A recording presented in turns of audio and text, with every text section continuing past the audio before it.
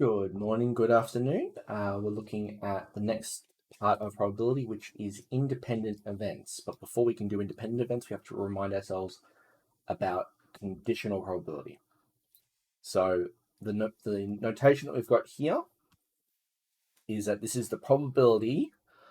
What is the probability of A happening if B has already happened? So A given B. So this could be similar to the question that I asked last time. What is the probability of picking someone who plays soccer, given that we've already picked, or we already assume that they play golf? And that's where you're taking a larger Venn diagram and you're narrowing down the areas that you actually care about. And I introduced this formula here. The probability of A given B is the same as the probability of A intersection B, so the probability of A and B happening, divided by the probability of B happening, where the probability of B can't be zero, because, again, divide by zero error. If we take this one step further, and we think about the probability of events that are independent, all right? The probability of events that are independent, so what is the probability of an event happening where both of them are independent, which means they don't influence each other? If you think about it, the probability of me rolling a dice and the probability of me flipping a coin, those two events don't interact with each other. But what we do is we can use these formulas to come up with probability tests. So we can say here, if A and B are indeed independent,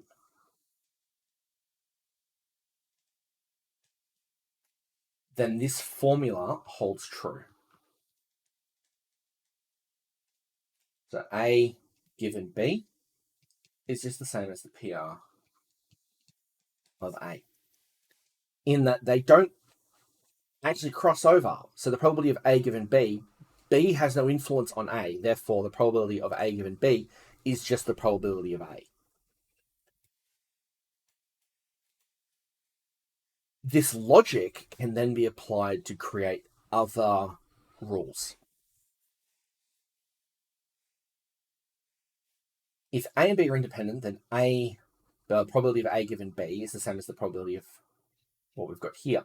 Well, if I rewrite this, I get probability of A equals the probability of A intersection B over the probability of B. Again, that'll be zero. And now if I rearrange this again, I can create a new equation.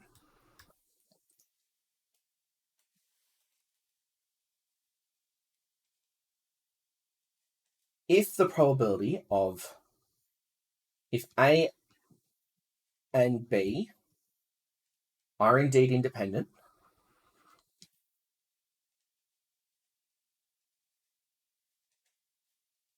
then this rule will always hold true.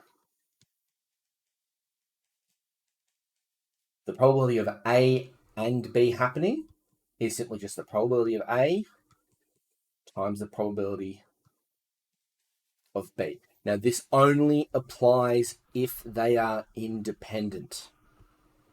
All right? If they are independent, then this applies. All right, so you've got a couple of different formulas that you can go with there. And if they talk about the words that are independent, or you're being asked, is something independent, then you've got some formulas there to go with.